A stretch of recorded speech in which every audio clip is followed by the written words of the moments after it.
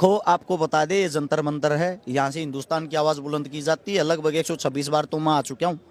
हर बार सरकार को मनवा के गए हैं और पहलवान तो अच्छे अच्छों को मनवा देते हैं। पहलवान की कम्युनिटी जो होती है वो बहुत स्ट्रांग होती है, बहुत एक आम नागरिक, आम जनता है। हम इनको समर्थन करने के लिए, सपोर्ट करने के लिए इसलिए आए हैं।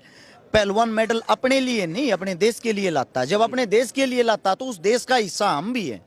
और है मेरे साथ हर्ष शिकारा हैं। हर्ष, ये जो पूरा मसला है इसके बारे में जो जानकारी मिली है, आरोप बहुत गंभीर हैं, चौंकाने वाले, क्या कहना चाहेंगे? देखिए, जो सबसे बड़ी चीज़ है, हमारी पूरी कम्युनिटी, पहलवानों की कम्युनिटी यहाँ पे इकट्ठी हो रही है, जो हिंदुस्तान के लिए मेडल लेकर आते हैं। हिंदुस्तान का नाम जिन्होंने गर्व से ऊंचा किया है, अगर आप रिकॉर्ड उठा के देखोगे, सबसे ज़्यादा मेडल हिंदुस्तान के पहलवानी में आते हैं। आज वही पूरा का पूरा पहलवान खेमा प्रशासन, सरकार से नाराज़ होके, सिस्टम से नाराज़ होके रोड के ऊपर बैठा है। जो बेटे बेटी हमारे लिए मेडल लाते थे, आज वो भी रोड के ऊपर आ गए। तो कहीं ना कहीं सिस्टम में कोई ना कोई तो खराबी होगी। सरकार की इतनी क्या आंखें मीची हुई हैं कि वो अपने इंसान पे यकीन कर रहे हो, पहलवानों की बात भी नहीं सुन रहे। जब इनके मेडल आते तब तो आप लोग इनको सम्मानित करते हो, इनके साथ फोटो खिंचवाते हो, इनकी प्रदर्शनी करते हो। और जब इनको आप लोगों की जरूरत होती है, उस टाइम पे आप लोग इन्हीं को ब्लेम करते हो, इन्हीं को आश्वासन देते हो, इन्हीं को टाइम देते हो। ये खुल के कह रहे हैं, जो हमारे पहलवान हैं, ये खुल के ये बोल रहे हैं कि हमारा यौन शोषण होता है, हमारा शोषण होता है। शोषण और यौन शोषण दोनों चीजें अलग हैं, दोनों शब्द अलग हैं।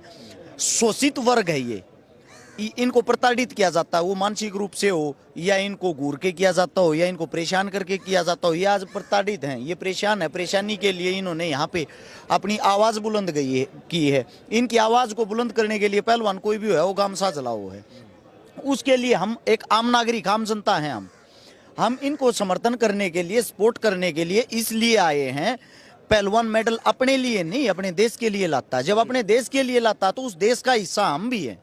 और सारे के सारे संपूर्ण पहलवान यहाँ पे इकट्ठा होकर ये कह रहे हैं सिस्टम में बदलाव होना चाहिए। सिस्टम में जब इन्हीं की डिमांड है, बदलाव होना चाहिए, मेडल तो इनको लाने, उनको थोड़ी लाने हैं, उनको तो अपनी वाहवाही बनानी है।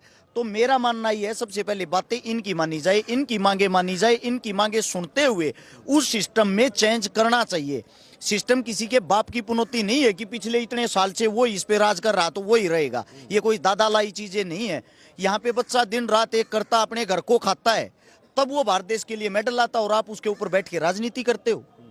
तो यहाँ पे जो इकट्ठे हुए, एकत्रित हुए हैं, मेरा मानना ये है, इनकी बात को गौर से सुना जाए, तुरंत प्रभाव से उस पर कार्रवाई की जाए।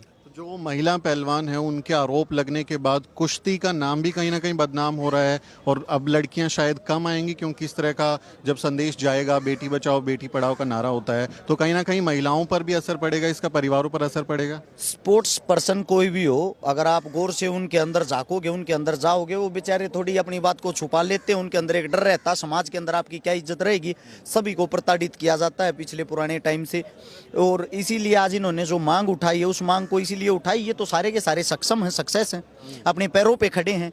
इनका तो शोषण भी नहीं हो सकता, ना इनके ऊपर कोई इनको परेशान कर सकता, क्योंकि ये अपने आप में ताकतवर हो चुके हैं। थोड़ा कामयाब हो गए हैं तो स्थापित हो गए हैं। आने वाली नस्लों के लिए लड़ रहे हैं, जो आने वाले बच्चे हैं, आने वाली बच्चियां, आने वाली बेटियां, ताकि उनका शोषण ना हो। आने वाले समय में उनके लिए अच्छे से रूल बनाए जाएं।